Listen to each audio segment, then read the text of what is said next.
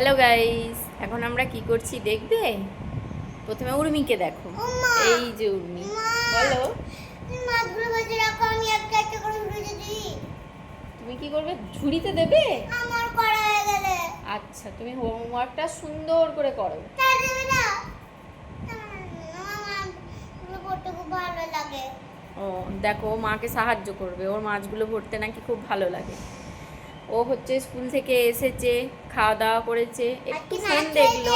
আচ্ছা দাঁড়াও, ও একটু ফোন দেখলো, দেখার পর আমি এখানে মাছ বাচ্ছি বলে না গো, আমি লেসও খেলাম। ও লেস খেয়েছে ফোন দেখতে দেখতে, ও কিন্তু বলে দিয়েছে।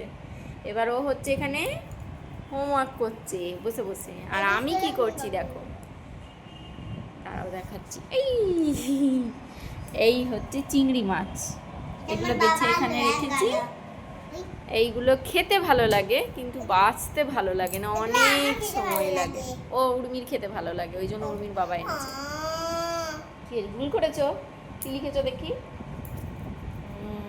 রাবারটা নিয়ে এসো, দিয়ে মুছে লেখো। না না, এটা এই পাশে লিখে রাখবো। ঠিক আছে, সুন্দর করে লিখবে কিন্তু, কি সুন্দর করে লিখবে। এটা তো হলো না, এটা তো 21 হয়ে গেল, আর তোমাকে তো লিখতে দিয়েছে 12।